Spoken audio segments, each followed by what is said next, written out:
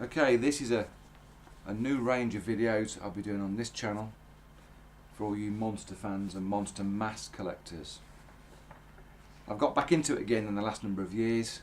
In the sort of late 80s I did some mask collecting, picked up a few, purely for my interest in horror, and I had some Zagoni ones and some Rubies ones, but on the side I had Distortions, Grizzle, as far as I remember. Nothing really about mask collecting or care or storage or anything, and they were fine, but I think one had a little bit of latex rot. And then as time went on I moved them on, and I've recently in the last year got back into collecting again through mainly my mate who sold me a Bump in the Night zombie mask, and I bought that off him. The baby from It's Alive I've had for a number of years, but that was purely a one-off thing. And then I recently got an offer of my mate's collection of American Werewolf in London masks from Trick or Treat, and I bought basically all of them, which he had. But the link to these, this is my original, one of my original magazines. I've got quite a lot of these, and I'll do another video and go over them again, because these are from the 60s, late 60s and early 70s, when a guy in the market town where I used to live had a stall, and he sold these on his stall, imported from America or got from somewhere, I don't know where, and you can just about see on the front cover there, you see a stamp saying sixpence, which was the old pre-decimalisation currency in the UK. And I went uptown with my dad, as you do, and I'd pick up a couple of these every Saturday, and I absolutely adored them. And most of them are in pretty good nick. Some of them I kind of have drawn in and ripped pages out to stick on the wall, but you know, as you did as a kid, not knowing obviously the value that there would be now. But I've kept them all these years. I've got a box of them upstairs, kept them in a cool place out of the light, and as I say, they take me straight back to my childhood. I've got another one here, a classic Christmas issue of Famous Monsters in Filmland, which many of you probably recognise. It's an original. You see I've drawn something on the end there, sorry to mess about with it, and the spline's a bit knackered. But the link to these is masks. There you go, there's an advert for the creepy and the eerie masks. Classic stuff, brilliant. But as long as I can remember, I've absolutely hankered after a Frankenstein mask. And there's one of the original adverts for the Hollywood masks, Don Post. There they all are. There's the Karloff one, which I absolutely drooled over even in those days. In fact, looking at the order form, I've ticked one, but it's not the Karloff mask, I think it's the Hunchback one. The Cheney Hunchback one there. So, I mean, at the time, my mum knew a lady who was going to go to America to visit her relatives, and I kind of cheekily said, could you get me one of these masks and bring them back for me? Bring one back. And she says, yeah, if you can get the money together, I'll pick one up. Now, at the time,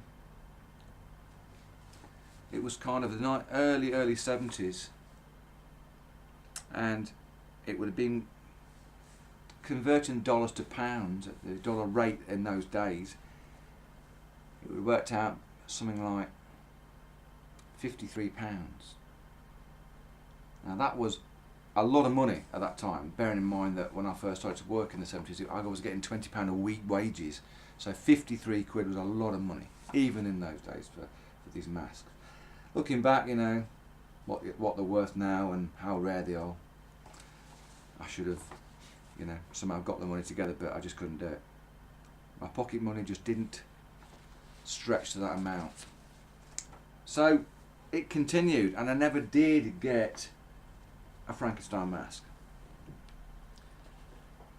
There's a picture in this particular Famous Monsters, Forrest J. Ackerman, It's kind of a posy shot with the gorilla, and in the top corner here you see the famous, ubiquitous Frankenstein mask, which would have been the absolute ultimate of what I wanted to get hold of, and I still do.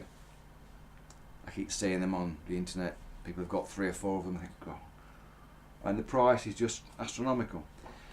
So it's still ongoing. So on this video, I've got a box here and I'm about to open.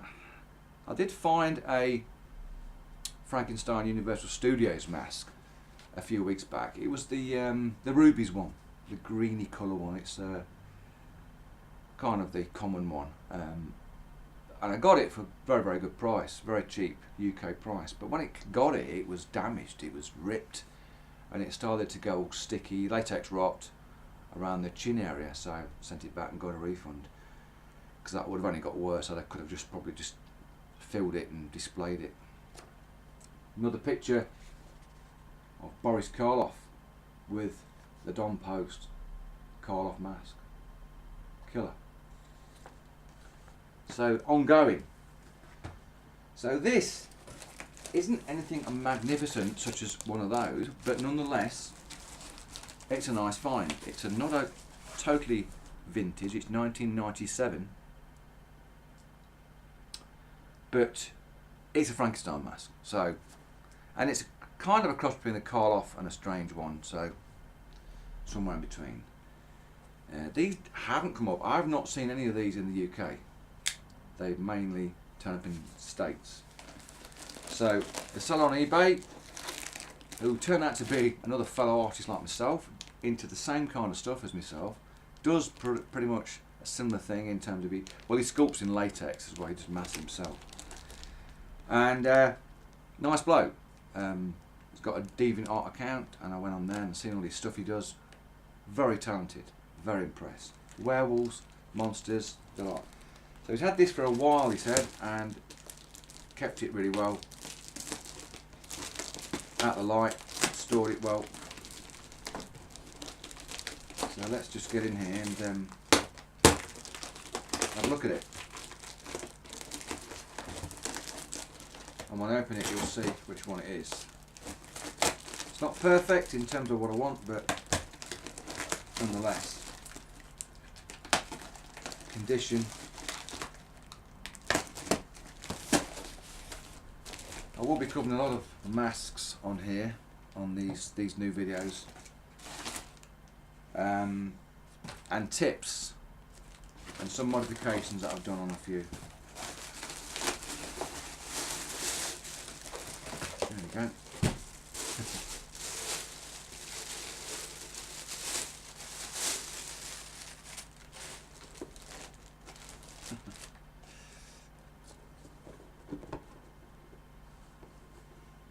That's the one.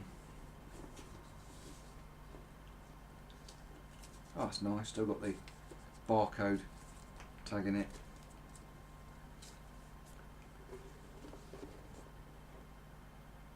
It's in really nice condition. Well, I say it's kept it really well. I say the only thing I really dislike about it is those slots above the eyes. Most people find that really annoying. Why didn't they just put holes in the eyes or something better? But it's a small drawback. But this is my first Frankenstein mask, Frankenstein monster mask, and compared with the other one, the Universal Studios one that's still available, I think this one's got a slight edge to it. It's got certainly the side profile is much better.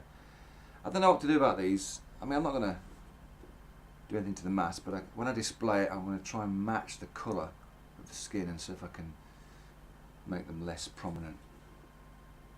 But yeah, very thick rubber. And there's the stamp there, 97. As you've all have guessed by now, it's the Paper Magic Group version.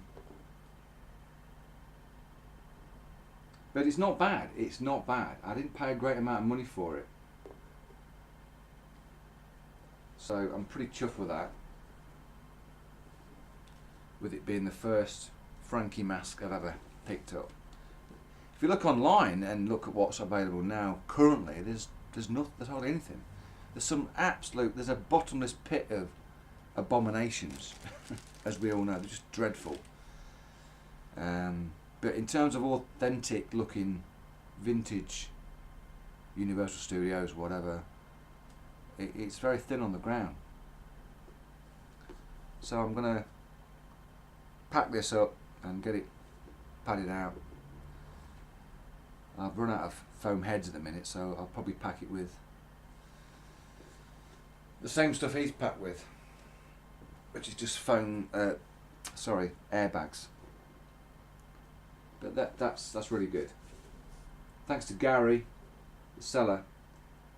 I told him it was going to go to a good home, and I will treasure it, because I say it's my first one. I mean, to be honest with you, that's not entirely true. There was a mask my dad got me one Christmas. It was a green half mask, come to think of it, really quite thin. Can't remember the make of it. I'm pretty sure Mask Wizard would know what I'm talking about, Dr. Lady. But yeah, there was one way back in the 70s. It was just pretty awful. Remember it, really, really dark green. Okay, let's reappraise what I've just said. This is the first Frankenstein mask I've picked up since I've been properly collecting them right back into the 80s. This was in the 70s. I got this green one. I remember putting it on a Guy Fawkes night and using it as a Guy Fawkes head. But it was nothing to shout home about. I can't remember. It was UK made. Pretty sure of it. It was pretty awful. Nothing like this. But yeah, the paintwork's nice. Got one clasp there. Scar down the side. The bolts, little bolts here. Yeah, I'm pretty pleased with that. Finally in the collection that got a Franky mask. Pretty good scar at the front there. So just these slots are a bit of a letdown. But I'll see what I can do with that. See if I can put something there behind it. I don't know. I'll have to work it out. I think it's got potential.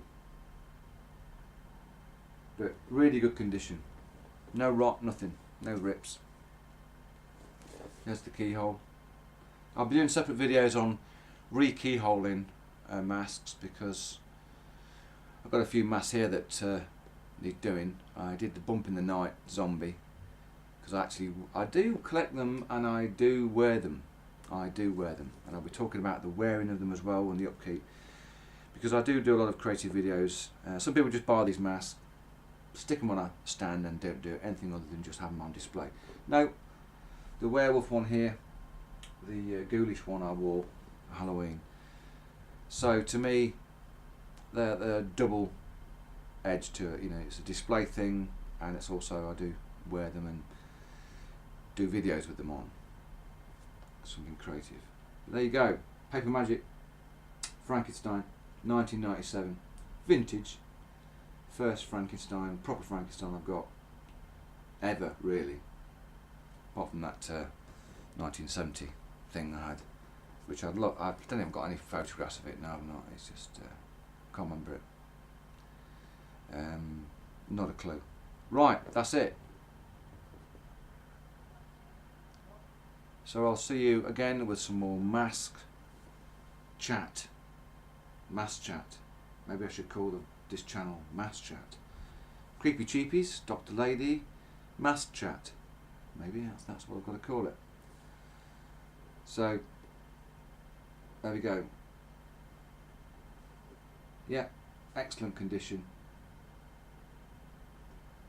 My first Franky. Proper kind of Franky. Proper sort of Universal Studios Frankenstein.